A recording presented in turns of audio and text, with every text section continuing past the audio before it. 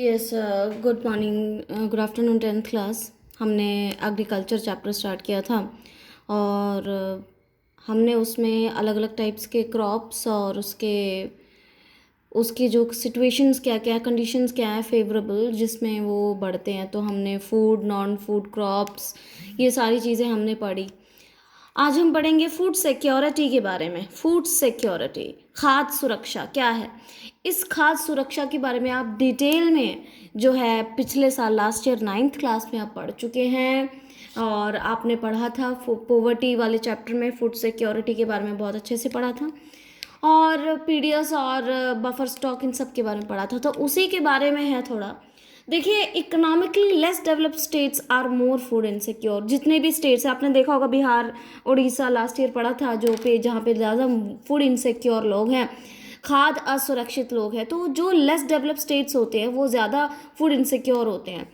तो ताकि हमारे सारे सेक्शन को जो है हमारे सोसाइटी में रहने वाले सभी सेक्शन को जो है खाना पहुंचाए, इसके लिए गवर्नमेंट ने नेशनल फूड सिक्योरिटी सिस्टम जो है उन्होंने पूरा स्टार्ट किया है, जिसके तहत उन्होंने पूरी मैपिंग की है कि कैसे कितने गरीब लोग हैं, किसको कौन कौन इनसिक्योर हैं, किसको हम किस तरह से खाना पहुंचाएंगे। तो उसी के तहत जो है इसमें दो कंपोनेंट्स हैं, एक तो बफर स्टॉक और दूसरा पीडीएस, पब्लिक डिस्ट्रीब्यूशन सिस्टम, यानी सार्वजनिक वितरण प्रणाली। इसके बारे में भी आप पढ़ चुके हैं लास्ट ईयर में।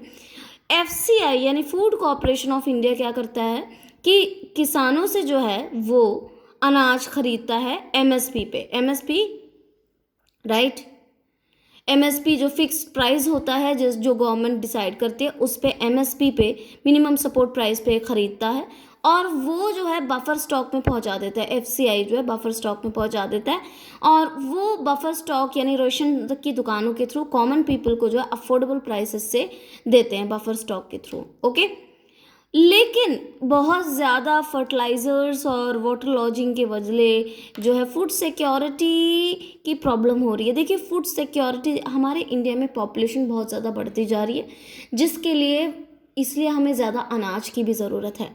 बट हमारे इंडियन एग्रीकल्चर में भी कुछ प्रॉब्लम है, बहुत ज़्यादा फर्टिलाइज़र्स और वाटर लॉजिंग के वजह से सॉइल की क्वालिटी जो है डिक्रीज होती रहती है।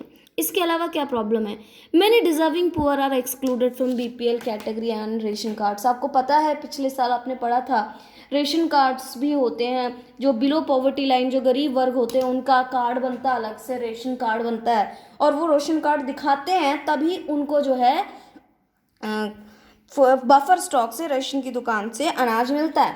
बट कई सारे ऐसे गरीब हैं, ये रेशन कार्ड बनाने वाली जो एजेंसी है वो भी बहुत ज़्यादा करप्ट है, इनको पैसे वगैरह देने होते हैं तब जाके ये राशन कार्ड बनाते हैं। कई सारे लोगों को पता ही नहीं होता, कई सारे गरीबों के अभी भी राशन कार्ड नहीं मिले तो उनको फ़ायदा नहीं पहुंच पा रहा। तो इसके खिलाफ क्या मेजर्स हमें लेने चाहिए, राइट। तो each district and block can be made self sufficient. हमें गवर्नमेंट को ऐसी पॉलिसीज अपनानी चाहिए कि हर एक डिस्ट्रिक्ट, हर एक ब्लॉक जो है वो अपने आप में निर्भर रहे और उतना जितनी ज़रूरत है उतना उत्पादन वहाँ पे हो। इसके अलावा encourage the use of latest technique. हम जो किसान है जिनके पास अच्छे तकनीक औजार वगैरह नहीं है उनको वो मुहैया कराया जाए, उनको वो प्रोवाइड किया जाए। Don't concentrate on your rice and wheat but other crops also, क्योंकि कई सारे जगहों पे जो है ये खाने की जो फूड क्रॉप्स होते हैं खासकर चावल और गेहूं पे ज़्यादा कॉन्सेंट्रेशन रहता है, लेकिन सरकार बाकी अनाजों पे भी ध्यान दे, क्योंकि कई सारी मिट्टी कुछ अनाजों के लिए बहुत ज़्यादा परफेक्ट होती है। तो आप ये पता लगाएं कि कहाँ पे कौन सी चीज़ ग्रो होती है, और वीट और राइस के अलावा भी हम चीज़ें जो है ग्रो कर सकते हैं। Creation of irrigation facilities and electricity. Irrigation facilities और इलेक्ट्रिसिटी भी जो है पूरा किसानों तक पहुँचाया जाए, तभी हमारा पूरा एग्रीकल्चर सिस्टम बेहतर रहेगा। Due to the cultivation of fruits, vegetables, oilseeds and housing etc. has reduced the land under cultivation or net sown area.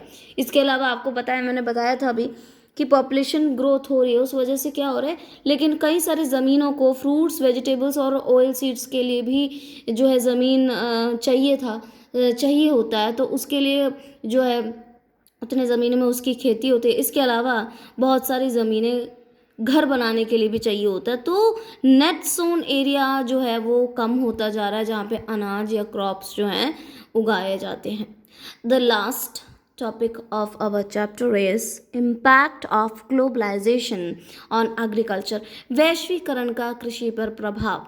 तो देखिए, वैश्वीकरण का कृषि हमारे भारतीय किसानों पे बहुत अच्छा प्रभाव नहीं पड़ा। From the time of Britishers, many Indian spices were exported to different countries। देखिए, वैश्वीकरण ग्लोबलाइजेशन क्या है?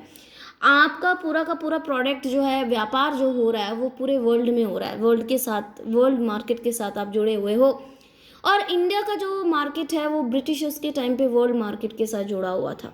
ठीक है, कई सारे भारत के स्पाइसेस भी पुराने टाइम पे जो है ब्रिटिशर्स और दूसरे यूरोपियन कंट्रीज़ में एक्सपोर्ट करते थे। इसी की लालच में वो आए भी थे यहाँ पे।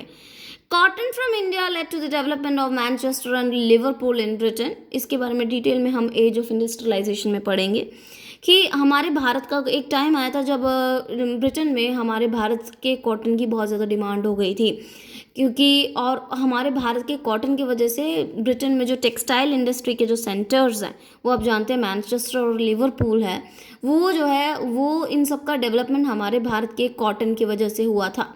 Under globalisation after 1990s our agricultural products are not able to compete with developed countries because of the highly subsidized agriculture in those countries। देखिए क्या होता है कि हमारे ग्लोबलाइजेशन के बाद खासकर 1990 के बाद हमारे एग्रीकल्चरल प्रोडक्ट्स जो है डेवलप कंट्रीज़ की चीज़ों के साथ कॉम्पीट नहीं कर पा रहे थे। क्यों? क्योंकि वहाँ उन डेवलप कंट्रीज़ में उन लोगों का भी अनाज था और वो वहाँ पे बहुत सस्ता था, सब्सिडाइज था। वहाँ पे जो डेवलप कंट्रीज़ थी वहाँ पे जो अनाज, वहाँ के जो लोकल अनाज है वो बहुत ज़्यादा सस्ते थे वहाँ के मार्केट्स में सब्सिडी की वजह से, और हमारे इंडिया के प्रोडक्ट्स वहाँ के मार्केट में महंगे थे। तो इस वजह से भी बहुत ज़्यादा प्रॉब्लम हुई, हमारे इंडिया की जो है ज़्यादा चीज़ें अब्रॉड में बिक नहीं पाई क्योंकि वहाँ की लोकल चीज़ें बहुत महंगी थी और सस्ती थी उस वजह से। इसके अलावा ऑर्गेनिक फार्मिंग आज के टाइम पे अगर आप देखें तो आप देख सकते हैं कई सारे केमिकल फर्टिलाइजर्स यूज़ करते हैं, लेकिन आजकल कहीं ना कहीं लोगों में ये जागरूकता फैलती जा रही है कि हाँ, बिना केमिकल्स के अगर आप ऑर्गेनिक फार्मिंग शुरू करें without the use of chemicals तो वो अनाज या वो वेजिटेबल्स और फ्रूट्स हमारी सेहत के लिए अच्छे होते हैं। ये भी आज के टाइम पे बहुत फेमस हो रहा है।